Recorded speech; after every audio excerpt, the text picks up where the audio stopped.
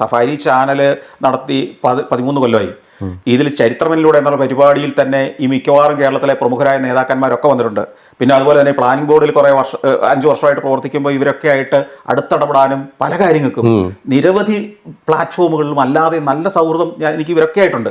അവരിലൊക്കെ ഞാൻ പറഞ്ഞല്ലോ, ബഹുഭൂരിപക്ഷം പേരും വളരെ ക്രിയേറ്റീവായിട്ട് ചിന്തിക്കുന്ന, അല്ലെങ്കിൽ പോസിറ്റീവായിട്ട് ചിന്തിക്കുന്ന, യുക്തിബോധത്തോടെ ചിന്തിക്കുന്ന, ശാസ്ത്രബോധത്തോടെ ചിന്തിക്കുന്നവരെ ബഹുഭൂരിപക്ഷം പേരും. ശരിക്കും പൊതുജനം, സാധാരണക്കാരൻ, ഇപ്പം ചിലപ്പോൾ പൊതുജനം കഴുതാന്നൊക്കെ പറയും, ഈ പൊതുജനത്തിന് ഇതിന് മനസ്സിലാക്കാൻ കഴിയുന്നില്ല എന്നുള്ളതാണ്. മനസ്സിലാക്കാൻ കഴിയുന്നില്ല എന്ന് മാത്രമല്ല, ഇവരത് മനസ്സിലാക്കിക്കുന്നില്ല. ഇത് അങ്ങനെ മനസ്സിലാക്കരുതെന്ന് ഇവരും ആഗ്രഹിക്കുന്നു.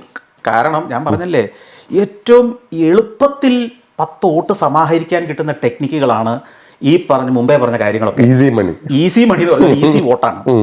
അവിടെ ഏറ്റവും എളുപ്പമുള്ള പണി, മനുഷ്യനെ അങ്ങ് ധ്രുവീകരിച്ചു കഴിഞ്ഞാൽ ഒരു വിഭാഗം മറ്റവൻ വോട്ട് ചെയ്യുമായിരിക്കും, മറ്റൊരു വിഭാഗം മുഴുവൻ നമുക്ക് കിട്ടിയില്ലേ.